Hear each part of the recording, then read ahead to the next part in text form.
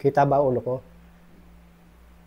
Hello po, magandang araw po sa inyong lahat, mga barangay, mga kababayan. Ngayon po, ang ating lulutuin ay gulay, chop suey. Ang ating lulutuin ngayon. Tara, lutuin natin. Umpisa natin. Okay po, mag-umpisa tayo. Nandito po lahat yung mga sangkap ng ating gagawing chop suey. Nandito yung Baguio beans, carrot, broccoli, cauliflower, young corn, tsaka cabbage, tsaka meron dito sitsaro, siling pula. Andito na po lahat ang sangkap. May atay ng manok, atay ng baboy, karne ng baboy, balon-balunan ng manok. Atay balon-balunan ng manok. Okay, mag-umpisa na tayo. Ito po, itong gulay na ito, atin po itong babanlian or pakakuluan ng 1 minuto sa Sprite. Okay, mag-umpisa na tayo. Buksan natin ang Sprite para maging matamis-tamis ang lasa at hindi malabog. Okay, buksan natin ang Sprite. Ibuhos natin sa kawali. Laksan ang apoy para kumulo.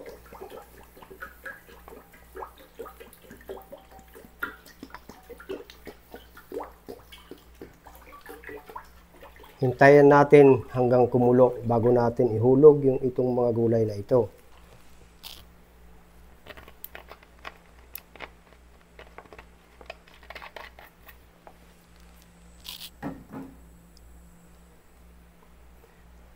Hintayin natin na kumulo.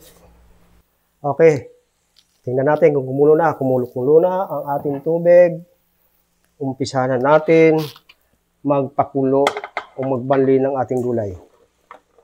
1 minuto lang. Unahin natin itong Baguio beans.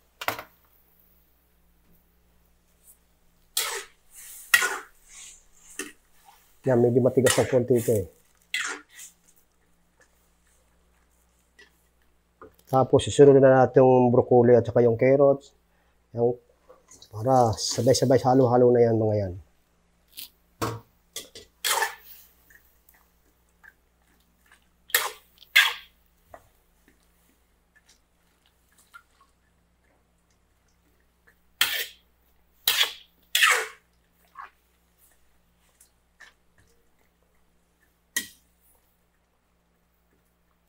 Isang minuto lang. Nurasa mo na 1 minuto.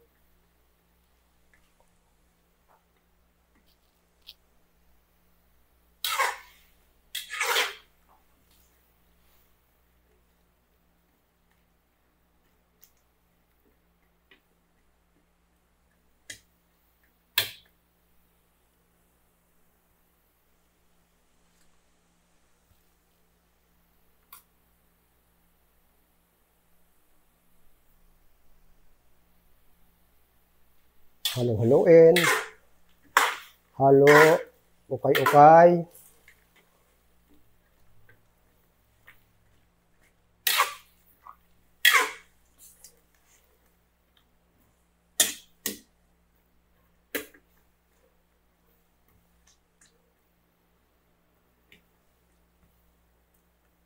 Ang lasa nito ay malutong na medyo matamis-tamis.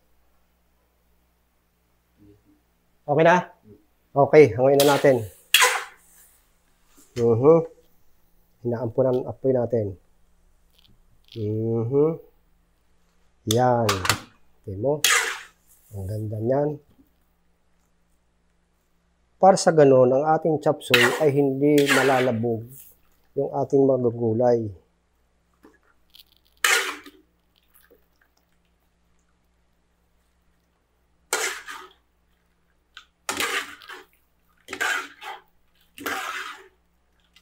Ito po yung version ng kusina ni Chong.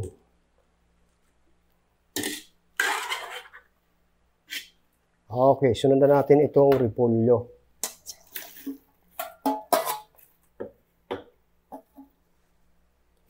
Laksan ng apoy.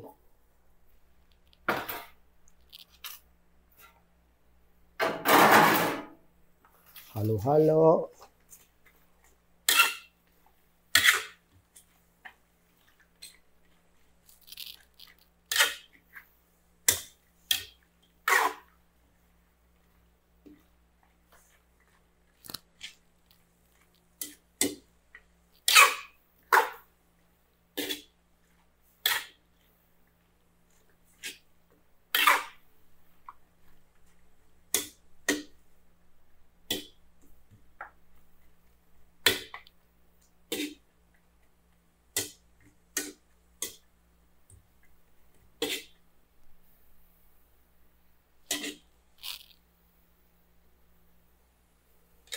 Yan na. Yan na to.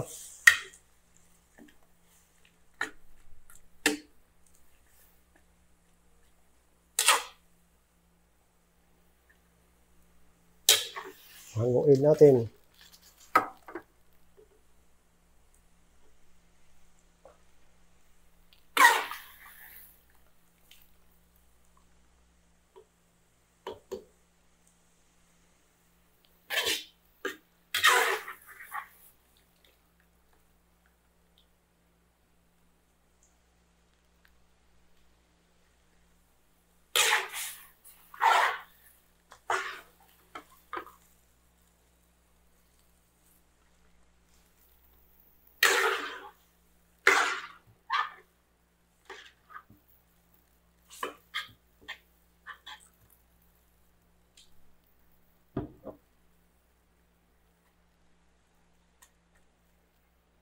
Okay.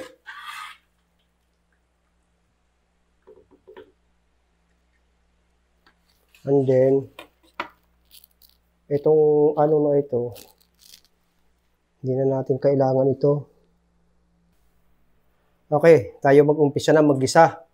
Gagamit tayo na ngayon ng star margarine para malinamlam yung ating chop suey.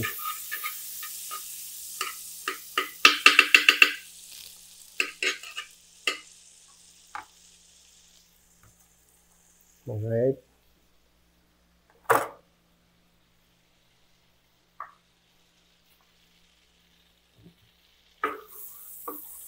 Halo-halo hanggang matunaw itong star margarine natin. Ilagay na natin itong bawang. Bawang.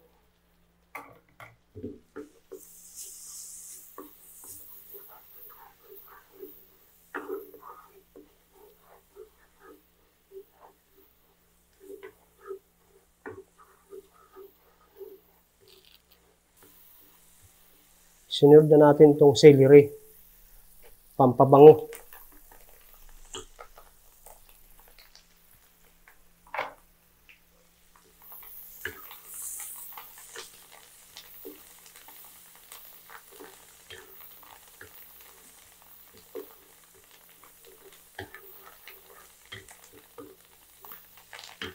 Okay.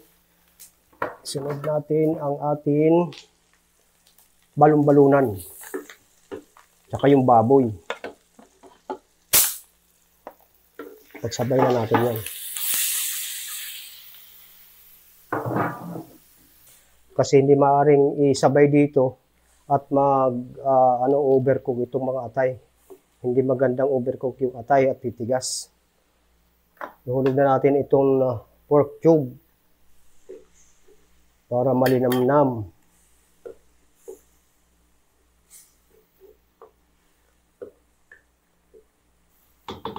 Okay. Tagdagan pa natin konti para lumambot. Okay, for the meantime, takpan natin. At mag-break muna tayo mga 5 minutes. Okay po, pagpatuloy natin yung pagluluto natin ng ating chop suey. Malambot na po itong ating baboy.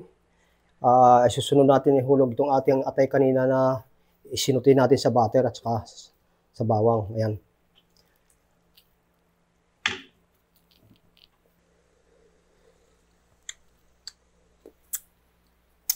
Magdadagdag tayo ng kaunting patis. Ayan. Tsaka pambalance sa lasa, konting asukal. Siguro mga 1 tablespoon.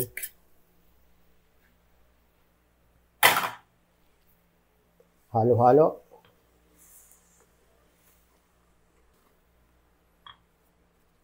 Tikman uli kung okay na talaga. Ayon sa ating panlasa. Okay na. Napakasarap. Malilamnam. Ihulog na natin itong gulay.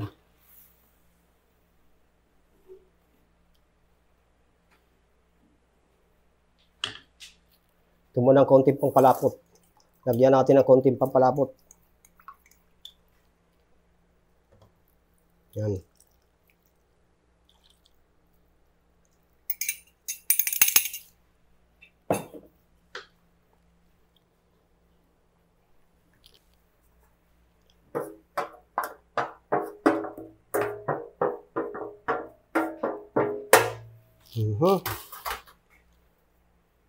Tapos, mamayang konti, pag lamig-lamig ng konti,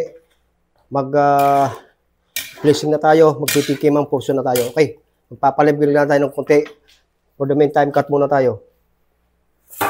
Ito na po yung ating finished product ng ating chop suey na masarap.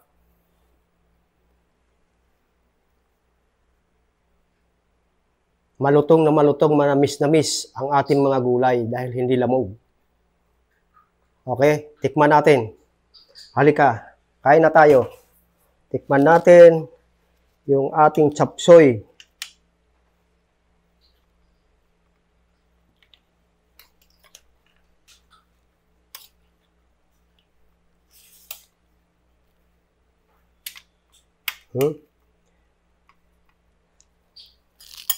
Okay na to.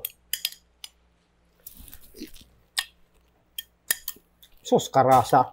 At manamis-namis yung gulay. Malutong.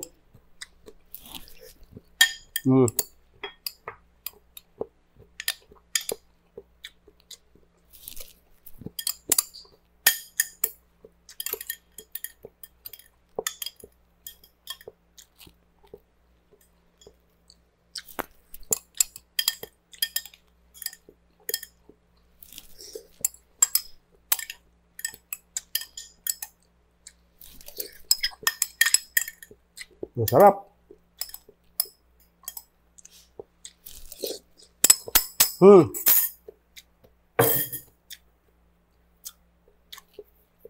Kung nakakarating kayo doon sa dulo ng aking video ito, sana po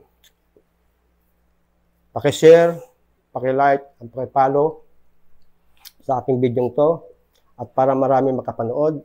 At sana huwag kayong magsasawa sa aking mga video. Maraming salamat sa inyo. Thank you very much. Thank you, thank you.